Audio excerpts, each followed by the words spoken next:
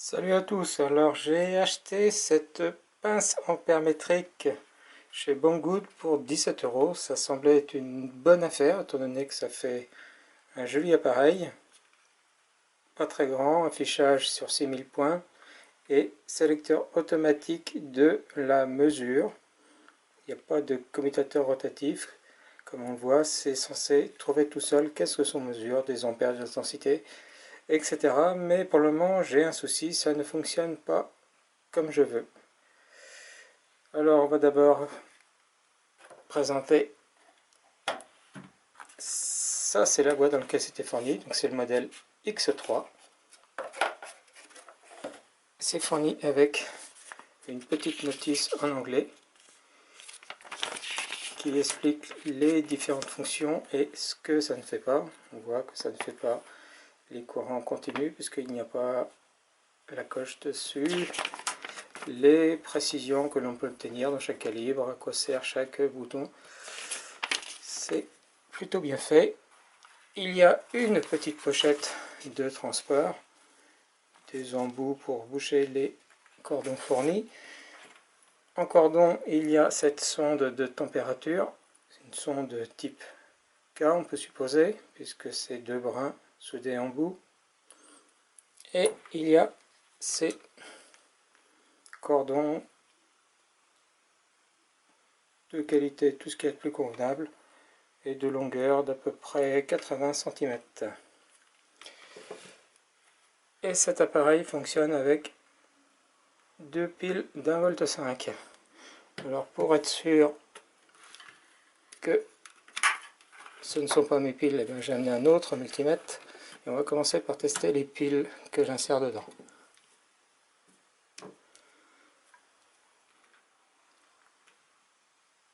La première fait 1,6 V, donc elle est neuve. La deuxième fait 1,6 V aussi, elle est neuve également. Donc j'insère les piles dans le bon sens. Hop. Et je visse le capot à piles.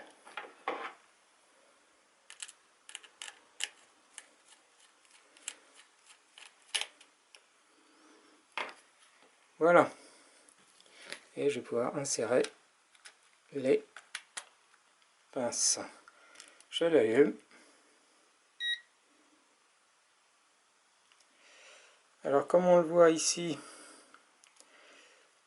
j'ai un calibre ohm pour mesurer les résistances de 0,1 ohm à 60 mégaohms, un calibre volt continu 0,5 volts à 600 volts, alternative 0,5 à 500 volts, des capacités entre 10 nano et 60 millifarads, ce qui est énorme, une intensité alternative qui est mesurée grâce à la pince,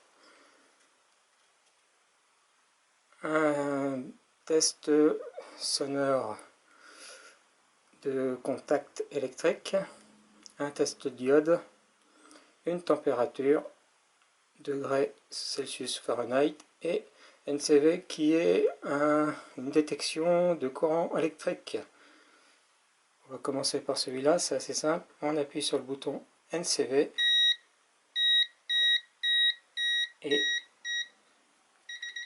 lorsque j'approche d'un fil électrique, ça bip. Donc cette partie-là fonctionne. On va maintenant tester une intensité. Alors pour une intensité, c'est encore plus simple. Je me mets sur un fil, puisqu'on ne connecte que sur un fil, pas sur l'ensemble des deux fils, pour une intensité. Ici, comme on le voit, je suis branché sur du 237 volts et j'ai 0 watts, 0 ampère, puisqu'il n'y a rien de branché. J'ajoute une ampoule de 75 watts.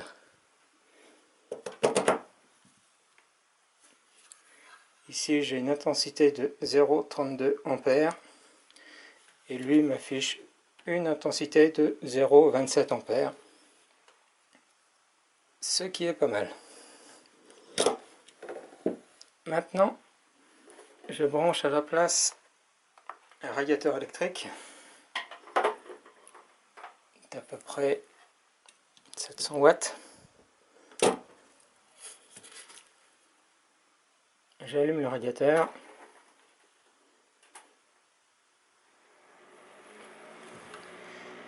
J'ai maintenant une intensité de 8,67 ampères, soit 2000 watts finalement, et j'ai 8,2 ampères. On est dans le même ordre d'idée. Après, qui a raison des deux, je ne pourrais pas le dire. Maintenant, on va débrancher ça et on va mesurer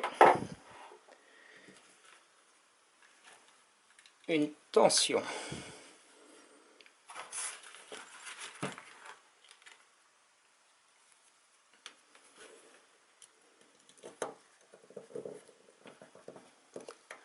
Si j'arrive à passer les éclipses, 236 volts,6, ce qui correspond bien aux 236 volts que j'ai ici. Tout va bien également. Maintenant, une tension continue. Ceci est une pile de 9 volts.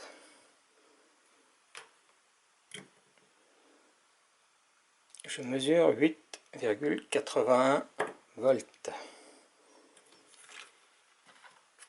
Je n'ai plus besoin de ça.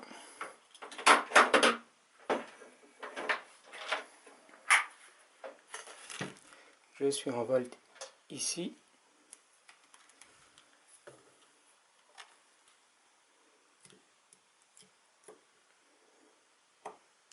« 8,82 volts. Tout va bien jusque là. Maintenant, le test de continuité. Celui-là a bien 0. Si je me mets... Voilà, j'ai bien mon test de continuité. Lui,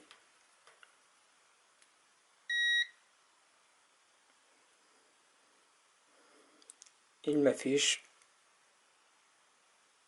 2 kΩ. Là, ça devient beaucoup moins intéressant. On va mesurer une résistance de faible capacité. 4 ohms 7.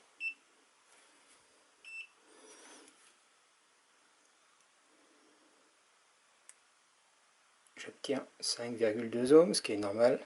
C'est des résistances à 10 ou 20%. Qu'est-ce que je mesure? 1 kΩ. Donc, fail. Je vais maintenant mesurer une résistance importante. 620 ohms.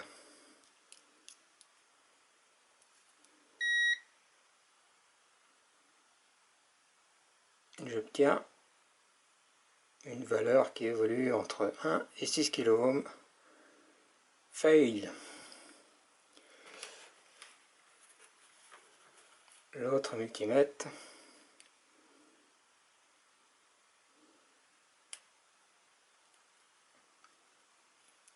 Je recommence, je vais toucher les mauvais fils.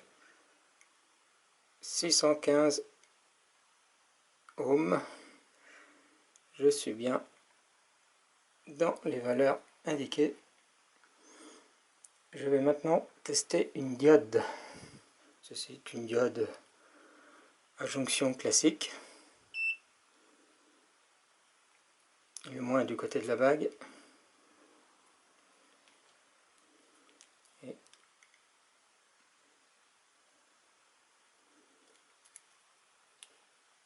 pas simple car j'évite de toucher les contacts pour ne pas polluer la mesure.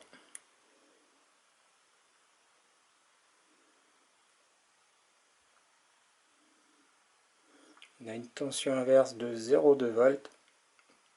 C'est faible, mais acceptable.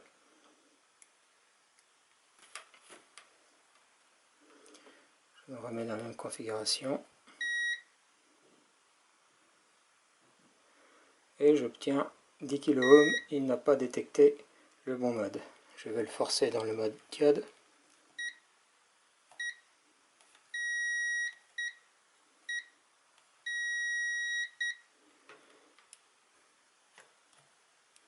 Je l'éteins, je rallume pour voir si...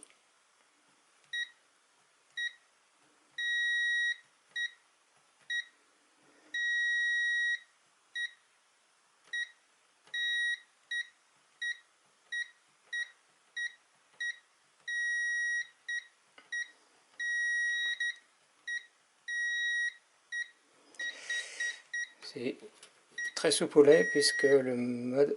Voilà, je suis en mode diode.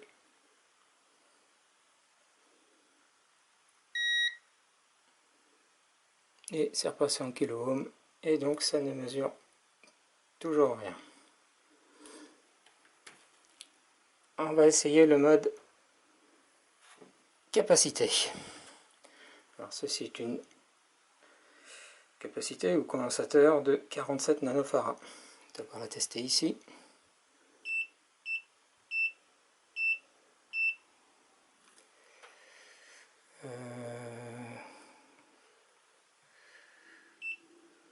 Voilà, je suis en capacité.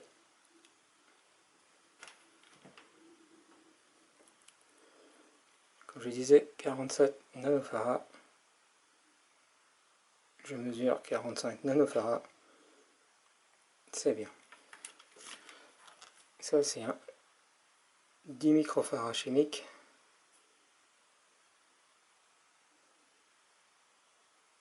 10 microfarads.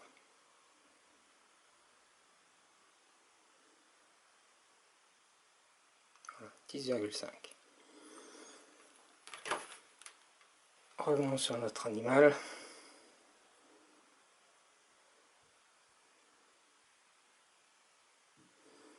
Là, il essaye des volts.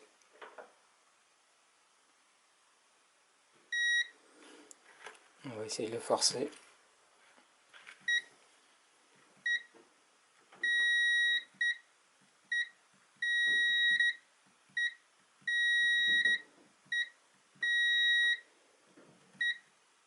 Voilà, je suis en farad.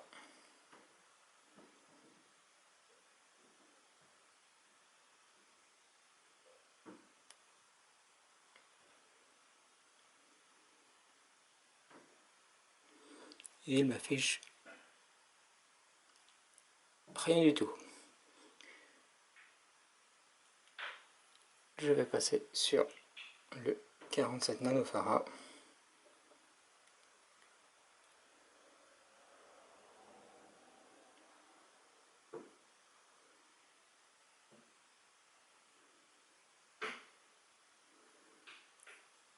Et il m'affiche overload. Voilà. Fail aussi pour condensateur. Il me reste une dernière mesure à tenter, la température. Le noir sur le noir et le plus sur le plus. Et lui également température. Comme on voit, ma pièce est à 25 degrés, ce qui semble convenable. Ici, il n'a pas détecté que j'avais changé de sonde. Voilà. Maintenant, je suis en degré C. Et je suis à 58 degrés, 37 degrés. C'est un peu chaud. Voilà, donc, pour conclure, en intensité, en voltage, ça fonctionne. Par contre, pour tout ce qui est les résistances, les capacités, les condensateurs et autres composants électriques, eh bien, ça ne fonctionne pas du tout. Je vais voir ce que va me dire Banggood sur ce problème.